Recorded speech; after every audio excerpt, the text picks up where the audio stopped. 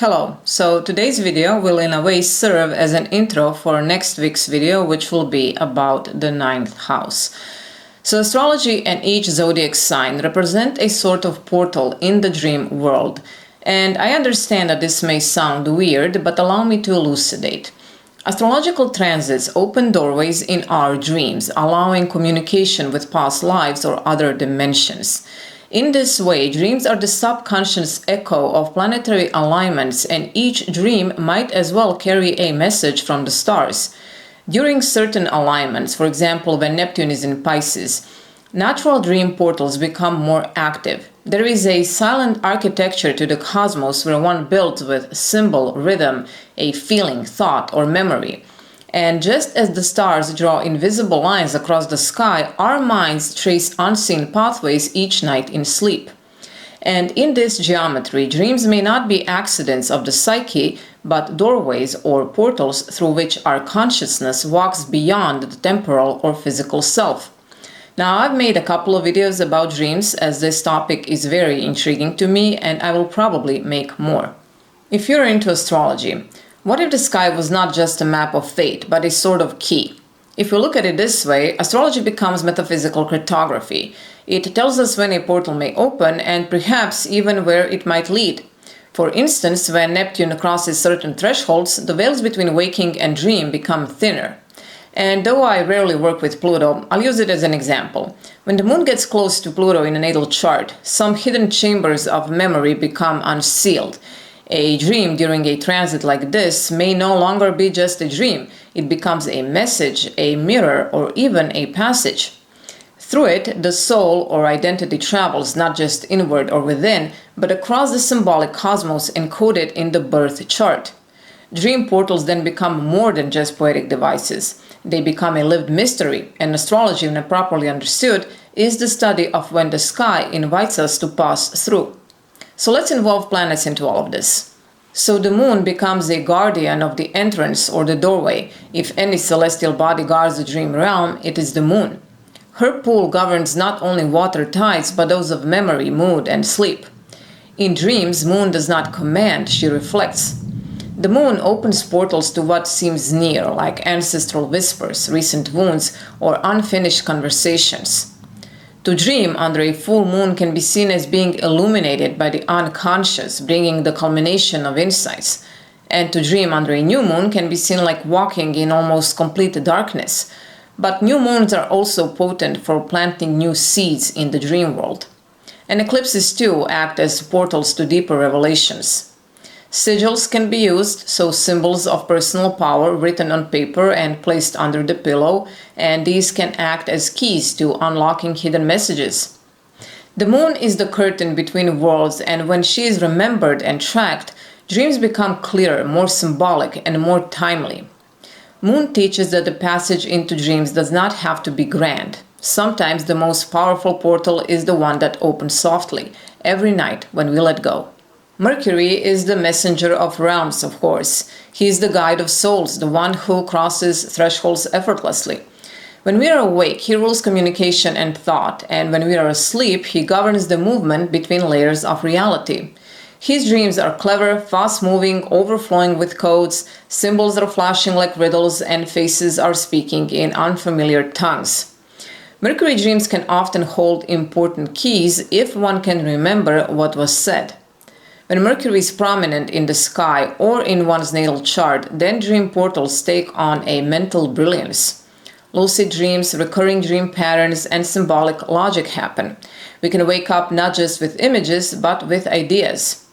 Mercury reminds us that dreams are also dialogues, and the subconscious is not mute, as he speaks in metaphor, mystery, and movement. Venus becomes the portal of desire and beauty and opens the portal of longing. Her dreams are aesthetic, emotional, sensual, sometimes romantic, but more often yearning for a deeper connection to life's essence is what happens. Dreams under Venus's influence are lush, gardens that seem to breathe, become alive, music is played without instruments, the feeling of being seen without fear is prominent, and these dreams are not loud and they do not demand interpretation. Instead, they are here to soften us. They remind that beauty is not trivial or foolish, but it is informative and enlightening.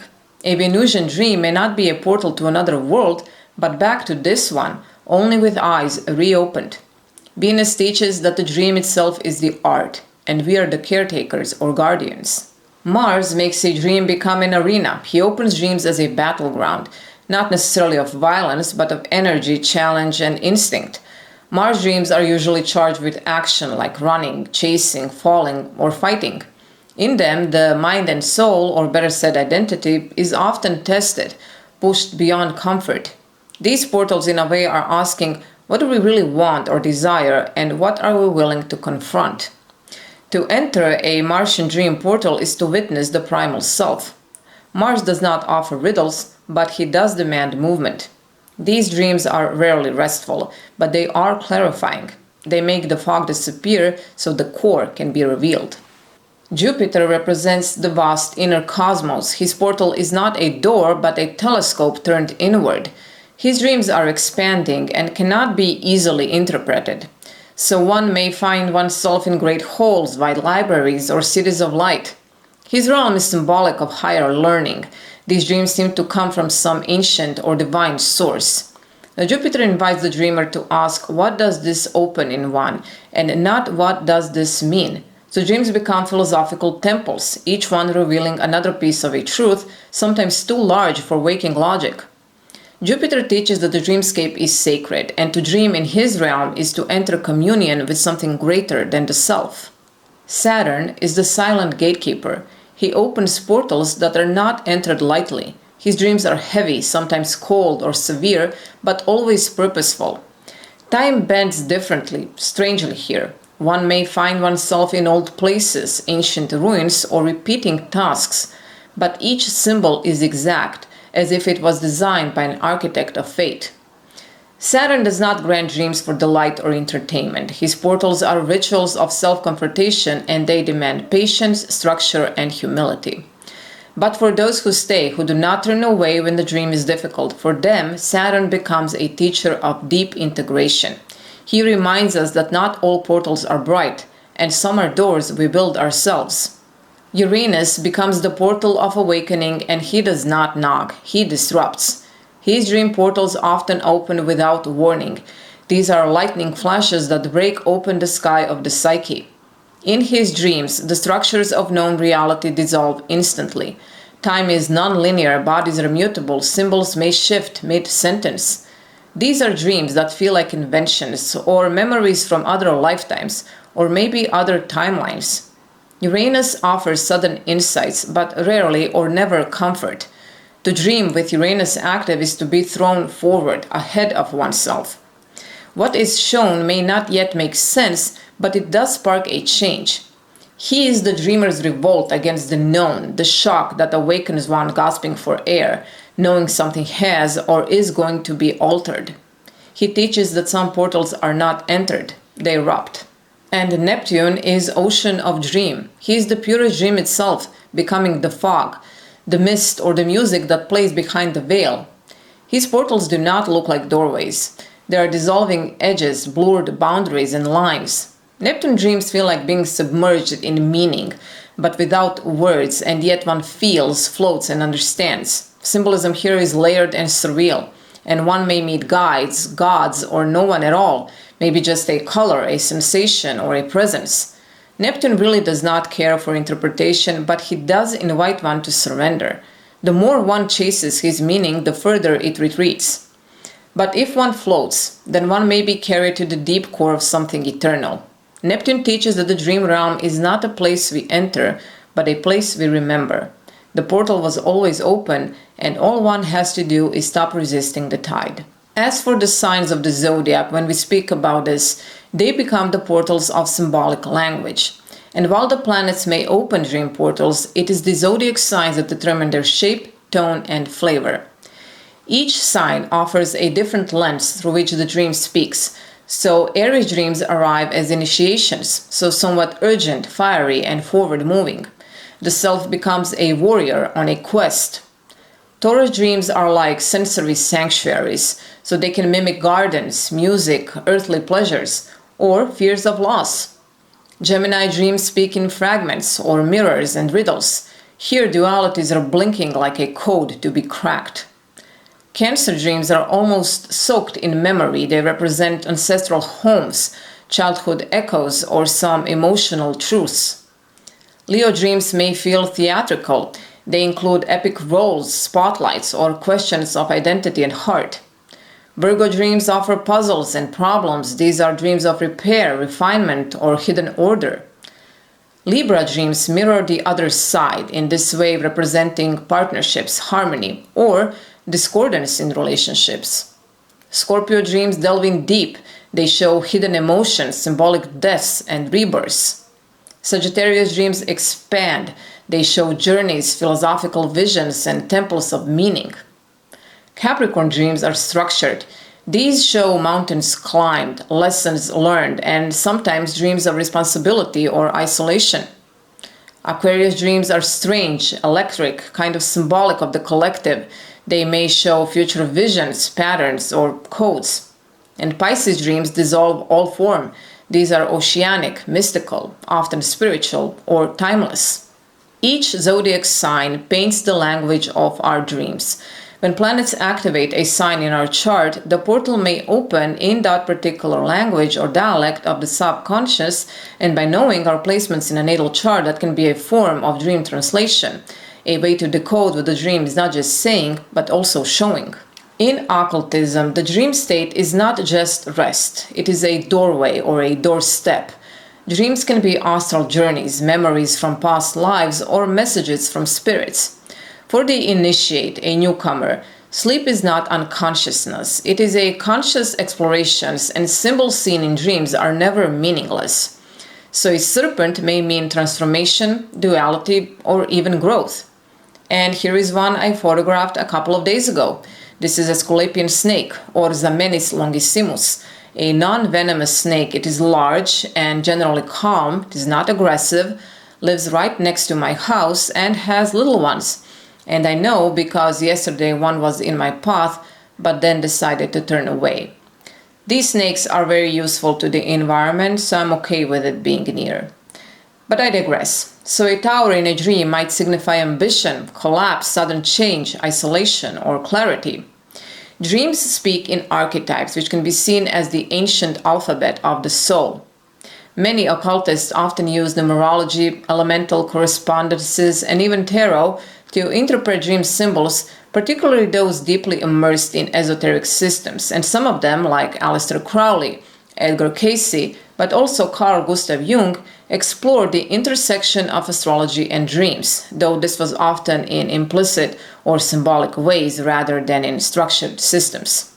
So Crowley integrated astrology into virtually every aspect of his magical system, and he regarded dreams as a form of astral exploration. And while he didn't develop a system that formally links dream symbols to astrological events, he usually recommended tracking dreams alongside astrological transits. In the Book of Thoth and other diaries, he implies that planetary influences affect consciousness during sleep and dream states. He also thought or believed that certain dreams could be induced or influenced by ritual timing based on planetary hours or lunar phases, which is a direct fusion of astrology and dream work. Edgar Cayce gave many readings which included advices on astrology and dream interpretations, but not necessarily in direct combination. He believed both dreams and planetary forces were channels for the soul's guidance, and that one's natal chart could indicate how likely someone was to receive intuitive or prophetic dreams. He did occasionally link certain dream symbols to planetary rulerships, for example Venus with beauty and harmony in dreams, but this was more suggestive than systematic. And Carl Jung did not formally combine astrology and dreams in a predictive or traditional occult sense, but he did acknowledge deep connections between astrological archetypes, planetary symbols such as Saturn or Mars, and the symbolic content of dreams. He saw both astrology and dreams as expressions of the collective unconscious. Jung wrote about the correspondence between planetary archetypes and dream motifs, especially in his work with patients, where he noted planetary alignments sometimes coincided with dream patterns and psychological developments. Philosophers like Plato believed dreams could reflect divine truth, especially when the soul was freed or released from the body's distractions. In Timaeus, he links the soul structure to the structure of the cosmos, suggesting dreams and stars are aligned in purpose. And Aristotle, who was more factual or observational, thought dreams were more often reflections of the body or mind, though even he admitted some dreams could predict the future. The ancients told us, as above, so below, but the dream reveals an even deeper truth, as within, so beyond. The stars are not only outside of us, they live in us, echoing through symbol and story. Dreams are not escapes from reality. They are conversations with that same reality, only at its most essential level. And to finish today's video, here is a nice quote by Carl Gustav Jung, who said, "The dream is a little hidden door in the innermost and most secret recesses of the soul." And this little hidden door is exactly what we can call a dream portal. Also, meet one of my plants. This is my Crassula golem, one of the more curious characters in my plant collection. There is something otherworldly about this plant, don't you think? I have more plants and each one has some unique energy and story. They're not just plants, they're a part of a growing collection I've cultivated with much care and a touch of wonder. They're all beautiful, but some have uses rooted in herbal traditions I've slowly been learning. So if you're interested in green, maybe a little strange or quietly magical, I'd love to show more of my green companions one day in a video. So thank you for watching and being here today. Please subscribe, press a like button, let me know your dreams in the comment section below, and I will see you next week. Bye!